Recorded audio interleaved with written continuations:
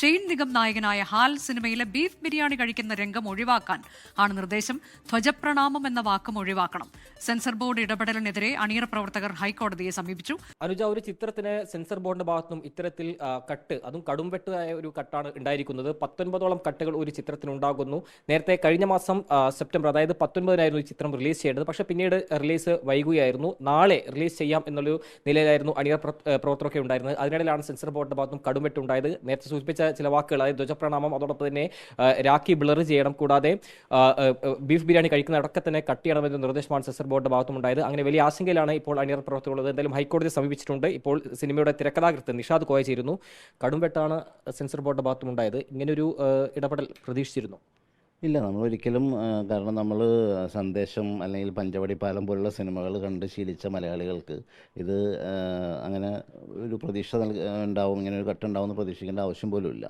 അപ്പോൾ വളരെ ഇതായിട്ടുള്ള കാര്യങ്ങൾ, നമ്മളിത് ഒരു മാസത്തോളമായി സെൻസർ ബോർഡിനെ സമീപിച്ചിട്ട് സിനിമ തിരുവനന്തപുരത്ത് കണ്ടിട്ട് അവിടെ നിന്ന് അവർ റിവൈസിങ് കമ്മിറ്റിക്ക് വിട്ടു. റിവൈസിങ് കമ്മിറ്റി കണ്ടതിന് ശേഷമാണ് നമുക്ക് ഈ ലിസ്റ്റ് തന്നിരിക്കുന്നത്. അപ്പോൾ അത് സർട്ടിഫിക്കറ്റാണ് ഈ സിനിമയ്ക്ക് നൽകാൻ പറ്റൂ എന്നാണ് സെൻസർ ബോർഡിൻ്റെ തീരുമാനം. അതും ഈ പറഞ്ഞ കട്ടുകൾ ചെയ്തതിന് ശേഷവും സർട്ടിഫിക്കറ്റ് തരാൻ പറ്റും. അപ്പോൾ നമ്മളൊരു ന്യൂഡിറ്റി ഇല്ലാത്ത സിനിമ, അല്ലെങ്കിൽ വയലൻസ് ഇല്ലാത്ത സിനിമ, അപ്പോൾ എന്താണ് എന്നുള്ള കാരണം നോക്കുമ്പോഴാണ് ഇതിൽ കമ്മ്യൂണൽ സെൻസിറ്റീവ് ഇഷ്യൂസ് ഉള്ളത് കൊണ്ടാണ് എന്ന് പറയുന്നത്. അപ്പോൾ അതിൻ്റെ ലിസ്റ്റ് എന്തൊക്കെയാണെന്ന് നോക്കിയപ്പോഴാണ് കാണുന്നത്, പറഞ്ഞ മാതിരി ബീഫ് ബിരിയാണി കഴിക്കുന്ന സീൻ കട്ട് ചെയ്യണം. പിന്നെ നമ്മൾ ഗണപതി വട്ടം എന്ന് ഒരു സ്ഥലത്ത് തമാശയായിട്ട് ഉപയോഗിക്കുന്നുണ്ട്, സുൽത്താൻ ബത്തേരിക്ക്. അപ്പോൾ അങ്ങനെയുള്ള, നമ്മൾ മലയാള സിനിമയിൽ സർക്കാസ്റ്റിക് ആയിട്ടുള്ള അങ്ങനെയുള്ള പല സിനിമകളും നമ്മൾ കണ്ടിട്ടുള്ളതാണ്. അപ്പോൾ അങ്ങനെയുള്ള സീനുകളിൽ പല സ്ഥലത്തും കട്ട് പറഞ്ഞിരിക്കുകയാണ്. പിന്നെ നായിക ഒരു റാപ്പ് ഇതിൽ ഡാൻസ് ചെയ്യുന്നതിൻ്റെ ഭാഗമായിട്ട് പർദ്ദ ധരിച്ച് ഡാൻസ് ചെയ്യുന്നുണ്ട്. അപ്പോൾ അത് നായികയുടെ ഐഡൻറ്റിറ്റി മറ്റൊരു മതത്തിൽപ്പെട്ട ആളായിട്ടാണ് കാണിക്കുന്നത്. അപ്പോൾ ഐഡൻറ്റിറ്റി മറച്ചു വെക്കുന്ന രീതിയിലാണ്. അപ്പോൾ ആ സീൻ കട്ട് ചെയ്യണം. അങ്ങനെ നമുക്ക് ആലോചിച്ചാൽ ഒരു എത്തും പിടിയും കിട്ടാത്ത രീതിയിലുള്ള കട്ടുകളാണ്. പിന്നെ നായക യഥാർത്ഥത്തിൽ ഒരു പൊളിറ്റിക്കൽ സെറ്റായ മൂവിയാണോ, അതല്ല ഒരു രാഷ്ട്രീയ പാർട്ടിയെ മാത്രം കേന്ദ്രീകരിച്ച് നടത്തുന്ന ഒരു ശക്തമായ വിമർശനത്തിൻ്റെ ഒരു സിനിമയാണോ? എങ്ങനെയാണ് ആ സിനിമയെ നമ്മൾ പുറത്തേക്ക് ഇറങ്ങാൻ ഉദ്ദേശിക്കുന്നത്? ഇത് ശരിക്കും ഒരു റൊമാൻറ്റിക് സിനിമയാണ്, ഒരു റോം കോം ഇതിലുള്ളതാണ്. പിന്നെ രണ്ട് സമുദായത്തിൽപ്പെട്ട ആളുകൾ തമ്മിലുള്ള പ്രണയമാണ് എന്ന് മാത്രമേ ഉള്ളൂ. അപ്പോൾ അതിൽ നമ്മൾ എല്ലാ സമുദായത്തിൽപ്പെട്ട ആളുകളെയും വിമർശിക്കുന്നുണ്ട്, പരിഹാസ്യ രൂപേണ തമാശയിലൂടെ വിമർശിക്കുന്നുണ്ട്. ഈ ഒരു പ്രത്യേക സമുദായത്തോ അല്ലെങ്കിൽ അങ്ങനെ സമുദായത്തൊന്നും ഉദ്ദേശിച്ചിട്ടില്ല, അതായത് എല്ലാ സമുദായത്തിലുമുള്ള എക്സ്ട്രീം ഇതായിട്ട് ചിന്തിക്കുന്ന ആളുകളെ മാത്രമേ നമ്മളിതിൽ അങ്ങനെ തമാശ രൂപേണ ഇത് ചെയ്തിട്ടുള്ളൂ. അപ്പോൾ അങ്ങനെയുള്ള സാധനങ്ങൾക്ക് ഈ ഒരു ഇതിൽ നിന്നാണ് നമുക്ക് വന്നിട്ടുള്ളത്. പിന്നെ ഒരു നായിക പഠിക്കുന്ന കോളേജിൻ്റെ ഹോളി ഏഞ്ചൽസ് കോൺവെൻ്റ് എന്നാണ് പേര്, അത് കട്ട് ചെയ്യണം. അപ്പോൾ നമ്മൾ മലയാളികൾ മിഷണറീസ് സ്കൂളുകളിലും ഹോസ്പിറ്റലുകളിലും ഒക്കെ പോകാത്ത മലയാളികൾ വളരെ കുറവാണ്. അപ്പോൾ അങ്ങനെ ഉള്ളൊരു ശീലിച്ച നമുക്ക് അത് കട്ട് ചെയ്യണം എന്നൊക്കെ പറയുന്നത് ആണ്. പിന്നെ ഒരു ബിഷപ്പിൻ്റെ ക്യാരക്ടറുണ്ട്. അപ്പോൾ ബിഷപ്പിൻ്റെ ക്യാരക്ടർ ചെയ്യണമെങ്കിൽ ബിഷപ്പ് ഹൗസിൽ നിന്ന് ബിഷപ്പിൻ്റെ സർട്ടിഫിക്കറ്റ് വേണം എന്നുള്ള രീതിയിൽ മെൻഷൻ ചെയ്തിട്ടുണ്ട്. അപ്പോൾ നമ്മൾ ഭരത്ചന്ദ്രൻ IPS എന്ന് പറയുന്ന പടം ചെയ്യുമ്പോൾ കമ്മീഷണറുടെ ക്യാരക്ടർ ചെയ്യുമ്പോൾ കമ്മീഷണറുടെ എറണാകുളം സിറ്റി പോലീസ് കമ്മീഷണറുടെ സർട്ടിഫിക്കറ്റ് വേണമെന്ന് പറയുന്ന എത്രത്തോളം ബാലിശമാണോ അത്. അപ്പോൾ അങ്ങനെ നാളെ മുതൽ എല്ലാ സിനിമയ്ക്കും ഇങ്ങനെ ഓരോ ക്യാരക്ടറിനും ഓരോരുത്തരുടെയും സർട്ടിഫിക്കറ്റിന് വേണ്ടിയിട്ട്, ഇപ്പോൾ മന്ത്രിയായിട്ട് ആഭ്യന്തരമന്ത്രിയായിട്ട് ഒരാൾ അഭിനയിക്കുന്നുണ്ടെങ്കിൽ ആഭ്യന്തരമന്ത്രിയുടെ സർട്ടിഫിക്കറ്റ് വേണം എന്ന് പറയുന്ന അവസ്ഥ വരില്ലേ?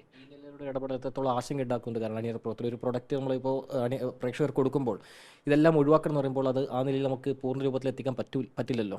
ഇപ്പം നമ്മളെ സംബന്ധിച്ച് അതിൽ സെൻസർ ബോർഡിൻ്റെ ഇതിൽ തന്നെ പറയുന്നുണ്ട്, നിങ്ങൾക്ക് ഇതുമായിട്ട് താല്പര്യക്കുറവുണ്ടെങ്കിൽ നിങ്ങൾക്ക് ഹൈക്കോടതിയെ സമീപിക്കാമെന്ന് പറഞ്ഞതിൻ്റെ അടിസ്ഥാനത്തിലാണ് നമ്മൾ ഹൈക്കോടതിയെ സമീപിച്ചിട്ടുള്ളത്. അപ്പോൾ എന്തായാലും സിനിമയും അതിൻ്റെ ഈ വിഷയങ്ങളും കോടതിയിലാണ്. കോടതി തീരുമാനിക്കുന്ന തീരുമാനം എന്താണെങ്കിലും അത് നമ്മൾ ബാധ്യസ്ഥരാണ് നടപ്പിലാക്കാനായിട്ട്. അപ്പോൾ ആ ഒരു പ്രതീക്ഷയിലാണ്, ശുഭപ്രതീക്ഷയിലാണ് നമ്മൾ നിൽക്കുന്നത്. പല ഇടപെടലും സെൻസർ ബോർഡിൻ്റെ ഭാഗത്തും ഉണ്ടായത് അല്പം വിചിത്രമായിട്ടാണ് തോന്നുന്നത്. കാരണം ബീഫ് കഴിക്കുന്നത് ഒഴിവാക്കണം, അതോടൊപ്പം തന്നെ ധ്വജപ്രണാമം, ഗണപതി വട്ടം, പിന്നെ ഈ പറഞ്ഞ ബിഷപ്പിനോട് അനുവാദം ചോദിച്ചിനോ, അത് യഥാർത്ഥത്തിൽ മലയാള സിനിമയിലെ ഈ ഒരു സെൻസർ ബോർഡ് എത്തുന്ന നിർദ്ദേശങ്ങൾ എങ്ങോട്ടേക്കാണ് കൊണ്ടുപോകുന്നത്? അതാണ് നമുക്കും, കാരണം നമ്മൾ സംഭവം നമ്മളിങ്ങനെ കഴിഞ്ഞ 1-2 പടങ്ങളുടെ കാര്യങ്ങൾക്ക് ഇങ്ങനെ കാണുന്നുണ്ടെങ്കിലും ഇത്രത്തോളം ഇതിൻ്റെ ഒരു ഇത് സീരിയസ് ആണെന്നുള്ളത് നമ്മൾ അറിയുന്നില്ല. നമ്മളുടെ സ്വന്തം സിനിമയുടെ കാര്യം വന്നപ്പോഴാണ് നമ്മളിങ്ങനെ അതിനെക്കുറിച്ച് ചിന്തിക്കുന്നത് പോലും. അപ്പോൾ ഇങ്ങനെ നമ്മൾ കട്ടുകൾ പ്രതീക്ഷിച്ചത് കുറച്ചുകൂടെ സീരിയസ് ആയിട്ടുള്ള ഏരിയകളിലാണ്. അപ്പോൾ അങ്ങനെയുള്ള ഏരിയകളിലേക്കാൾ കൂടുതൽ നമുക്ക് ഇങ്ങനെയുള്ള ചെറിയ ചെറിയ കാര്യങ്ങൾക്കാണ് നമുക്ക് സെൻസിബിൾ അല്ലാത്ത കട്ട് പോലെ തോന്നി. കാരണം ബീഫ് നിയമവിധേയമായിട്ടുള്ള നിരോധിക്കാത്ത ഒരു സംസ്ഥാനത്ത് ഭൂരിഭാഗം മലയാളികളും ബീഫ് കഴിക്കുന്ന ഒരു സ്ഥലത്ത് അങ്ങനെയാണെങ്കിൽ ഹോട്ടലുകളിലൊക്കെ ബോർഡിൽ മറ്റേ വിലപട്ടികയിൽ ബീഫ് എന്നുള്ളത് നാളെ മുതൽ മാച്ച് കളയേണ്ടി വരും.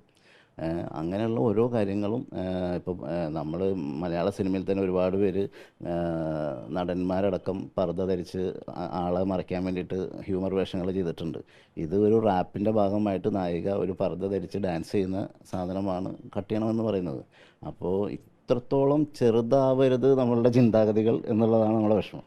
അത്രേ ഉള്ളൂ. അതിനാണ് ഈ സിനിമ അണിയർ പ്രവർത്തകർക്ക് പറയാനുള്ളത്. കാരണം ഒരു വിചിത്ര നിർദ്ദേശമാണ് സെൻസർ ബോർഡിന്റെ ഭാഗത്തും ഉണ്ടായത്. ഈ നിലയിലുള്ള ഇടപെടൽ എങ്ങോട്ടേക്ക് മലയാള സിനിമയെ കൊണ്ടുപോകുന്ന ആശങ്ക ഈ അണിയർ പ്രവർത്തകർ പങ്കുവയ്ക്കുന്നു. ഹൈക്കോടതിയെ സമീപിച്ചിട്ടുണ്ട്. അതിലാണ് ഇപ്പോൾ പ്രതീക്ഷയുള്ളത്. ക്യാമറമാൻ വിനോദ് കുമാറിനൊപ്പം നിതിൻ അംബുജൻ, 24.